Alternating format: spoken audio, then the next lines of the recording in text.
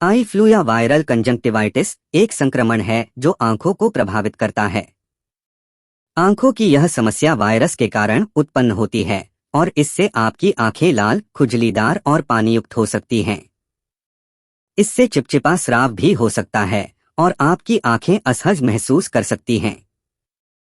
यह संक्रामक है, जिसका अर्थ है कि यह रोग एक व्यक्ति से दूसरे व्यक्ति में आसानी से फैल सकता है। यह आपको उन सतहों या वस्तुओं को छूने के बाद अपनी आंखों को छूने से हो सकता है जिन पर वायरस है, या किसी ऐसे व्यक्ति के साथ निकट संपर्क से जिसे आंखों की यह समस्या है। वायरल कंजंक्टिवाइटिस के सबसे आम लक्षण। वायरल संक्रमण के कारण होने वाली सूजन के कारण आंखें गुलाबी या खूनी दिख सकती हैं। प्रभावित आंखों को लगातार खुजली का सामना करना पड़ सकता है, जिससे असुविधा और रगड़ लग सकती है। अत्यधिक पानी निकलना इस नेत्र रोग का एक सामान्य लक्षण है। आंखों से चिपचिपा, पीला डिस्चार्ज हो सकता है, खासकर जागने के बाद। कुछ व्यक्तियों को प्रकाश के प्रति संवेदनशीलता का अनुभव हो सकता है, जिसे फोटोफोबिया के रूप में जाना जाता है। दुर्लभ मामलों में यह अस्थायी धुंधली दृष्टि या आंखों में किरकिरापन का कारण बन सकता है।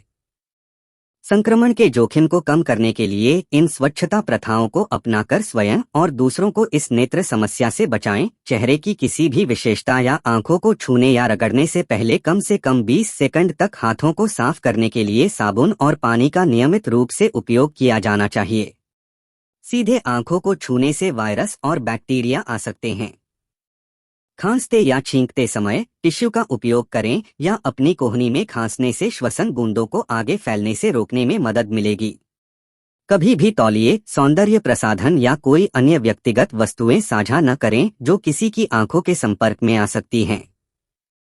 निरंतर आधार पर नियमित संपर्क में आने वाली सतहों, जैसे दरवाजे के हैंडल, काउंटरटॉप्स और इलेक्ट्रॉनिक उपकरणों को कीटाणुरहित करना सुनिश्चित करें। यदि आप कॉन्टैक्ट लेंस पहनते हैं तो उचित स्वच्छता प्रथाओं का पालन करना सुनिश्चित करें, जैसे उन्हें कीटाणुरहित करना और शेड्यूल के अनुसार बदलना। वायरल कंजंक्टिवाइटिस के सामान्य कारण। यह फ्लू आमतौर पर वायरल संक्रमण का परिणाम होता है।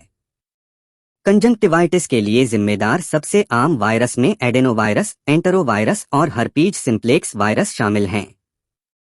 ये संक्रमित व्यक्ति से सीधे संपर्क, श्वसन बूंदों या दूषित वस्तुओं के माध्यम से आसानी से फैल सकते हैं। हालांकि कुछ जोखिम कारक जैसे कि भीड़भाड़ वाला वातावरण, खराब स्वच्छता और कमजोर प्रतिरक्षा प्रणाली इसके संचरण जोखिम को और बढ़ा सकते हैं।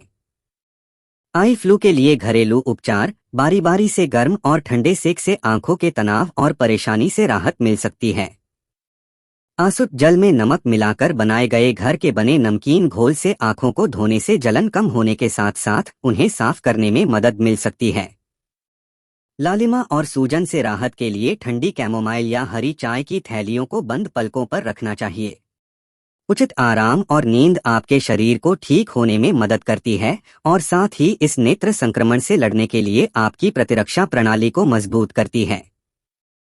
अधिकांश मामले विशिष्ट चिकित्सा हस्तक्षेप की आवश्यकता के बिना 2 से 4 सप्ताह के भीतर ठीक हो जाते हैं। हालांकि कई प्रभावी उपचार विकल्प मौजूद हैं जो लक्षणों को कम कर सकते हैं, जिनमें आंखों पर सीधे कोल्ड कंप्रेस लगाने से लालिमा, सूजन और खुजली को कम करने में मदद मिल सकती है। चिकनाई वाले मलहम व गंभीर मामलों के लिए एंटीवायरल आई ड्रॉप्स दिए जा सकते हैं। स्टेरॉयड आई ड्रॉप्स इस फ्लू से जुड़ी सूजन का इलाज करने में मदद कर सकते हैं, हालांकि उनका उपयोग केवल चिकित्सकीय देखरेख में और केवल अंतिम उपाय के रूप में किया जाना चाहिए। आई फ्लू या वायरल कंजंक्टिवाइटिस से होने वाली असुविधा और खुजली को कैसे प्रबंधित करने के लिए अपनी आंखों को रगड़ने से बचें, क्योंकि इससे आई फ्लू के लक्षण और अधिक बढ़ सकते हैं और उनकी हालत खराब हो सकती है। आंखों पर ठंडा, गीला कपड़ा या ठंडा सेक लगाने से खुजली से आराम मिल सकता है, अस्थायी राहत मिल सकती है और खुजली को पूरी तरह से कम करने में मदद मिल सकती है। जलन पैदा करने वाले पदार्थों जैसे धुएं, धूल और अन्य स्रोतों से बचें जो लक्षणों को बढ़ा सकते हैं। निर्धारित आई ड्रॉप या मलहम का उपयोग करते समय अपने डॉक्टर के आदेशों का पालन करें। यदि घरेलू उपचार और स्वदेखभाल उपायों के बावजूद आपके लक्षण 2 सप्ताह के बाद भी जारी रहते हैं या बिगड़ जाते हैं तो तुरंत चिकित्सीय सलाह लें।